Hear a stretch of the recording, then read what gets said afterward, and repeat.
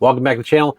I'm Johnny, and in today's video, I'm going to show you how you can take an old estate pipe that you might find at an antique shop or a thrift mall or somewhere for $8. What I got this one for, $8. But it was nasty looking and terrible looking. How do you clean up an old estate pipe? How do you make it serviceable again so you can use it and actually want to smoke the darn thing and want to keep it around? And then you can use an $8 pipe like this as a knockaround pipe for your work bags and take with you when you're on the go, and you won't care that much about it. If you lose it, if you break it, it's not going to matter so much. Or you can turn it into a nice little keepsake that you can keep around and smoke every day. Either way, let's put the camera around and jump right into it, because we're going to do this with just a knife, some pipe cleaner, some alcohol. Nothing complicated. Okay, this estate pipe I found at an antique store nearby my house. And it says Crust Select.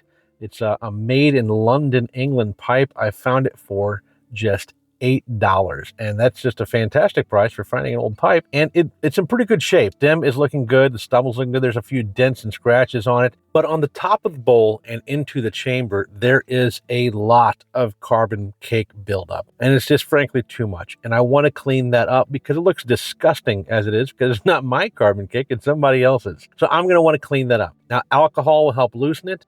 You can use some carnauba wax, beeswax, or coconut oil on the stumble itself if I want to bring back that shine a little bit. So those are some options I have. But the first thing I'm going to want to do is get out all the tools I'm going to need for a deep cleaning. This is a Rough Rider Pipe Doctor knife. It's like a $20 knife. It's a fantastic pipe tool. I'm going to use that, paper towels to keep my work area clean a little bit, and I'm going to use 50% isopropyl alcohol. The alcohol will help break up the carbon buildup on the pipe, and using these pipe cleaners, I can scrub it inside and outside to great effect. So the first step here is going to be removing the stem, because we're going to clean the stem first thoroughly. Now, this one's a vulcanite stem, and that's going to be the most common you're going to find for older pipes. Vulcanite has an issue where it oxidizes over time. And this one, the bit was taken not too bad care. There's a little bit of chew on it right there. You can see little bite marks from teeth as people were using it.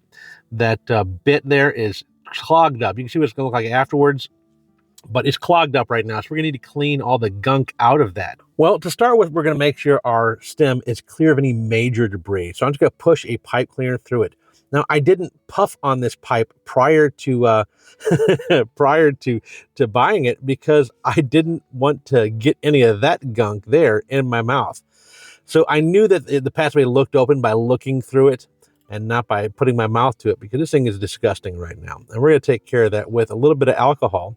And this alcohol is going to help break up everything in that stem. And I'm going to use it just like by pushing it through it, scrubbing the inside of it. And this is a bristled pipe cleaner. So it's got little metal bristles on there that can kind of help scrub things on the inside, turning it as you go, pulling it back and forth, and then pulling it out through the tenon side. I'll go ahead and fill it back up. Another one, so the second pipe cleaner, and I'm going to go through 5 or 6 until I get the interior of this relatively clean. You're going to see that vulcanite change colors and discolor a little bit as we go, because that alcohol is having an effect on it and causing it to oxidize a little bit more than it might naturally, and that's okay. But as we do this, we can just wipe it clean. Now, vulcanite, to properly clean the oxidation off there, you can use sandpaper, you can use a buffing wheel with some buffing compound if you have. That's far easier. You don't need a very fine grit sandpaper, because that top layer of the vulcanite is what's oxidized, and that needs to be removed. Once it is removed, you can use obsidian oil and that kind of thing to coat it and help keep it from oxidizing going forward. A cheaper solution is mineral oil. Mineral oil actually works just as well, I've found, but that's only as a way to prevent oxidation. Once oxidation has occurred, you're going to have to take it to a buffing wheel or take it over to some fine grit sandpaper to clean it out. But you can see like that's looking pretty good, and we're making really good progress on that. Now I'm going to use this 3-in-1 pipe tool to clean all of the gunk out of the button here at the end of the bit, just kind of getting as much of that dug out of there as I possibly can. The only process I'm not showing right here is I just now took this over to the sink and washed it with warm water and hand soap, just a small mild detergent, to get all the rest of that dirt and debris off there. And then I dry my hands up, and then I'm going to use the sandpaper or a buffing wheel. Now I happen to have a buffing wheel with buffing compound.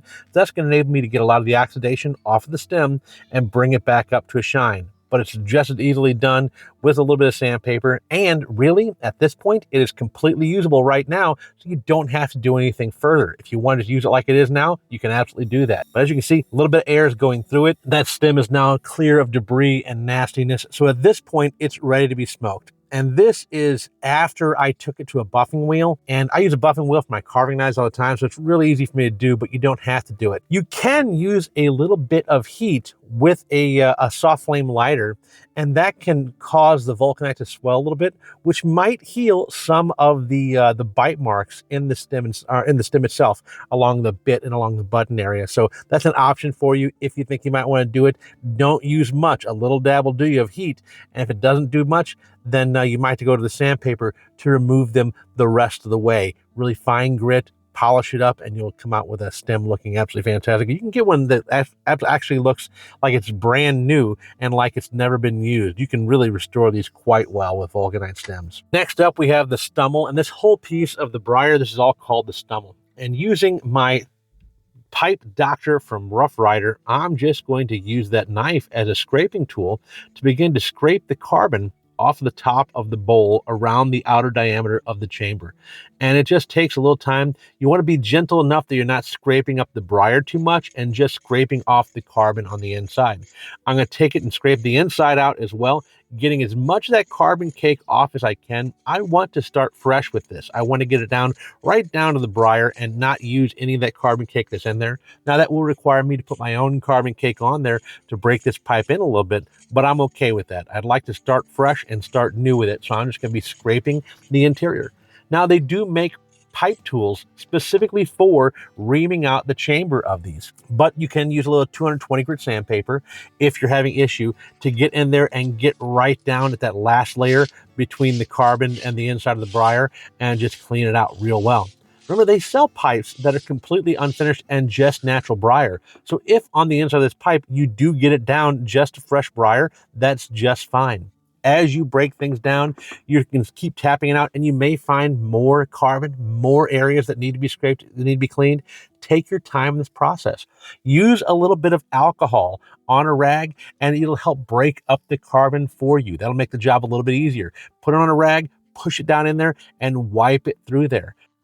Now you may be thinking, but Johnny, isn't alcohol going to dry out my pipe? And yes, it is going to dry the pipe out a little bit, but using it once every now and then to do a deep cleaning like this is completely okay. You're not going to cause too much of a problem, especially if you take care of it, wipe it all clean when you get done, and just use it as an every once in a while cleaning process and not an everyday cleaning process.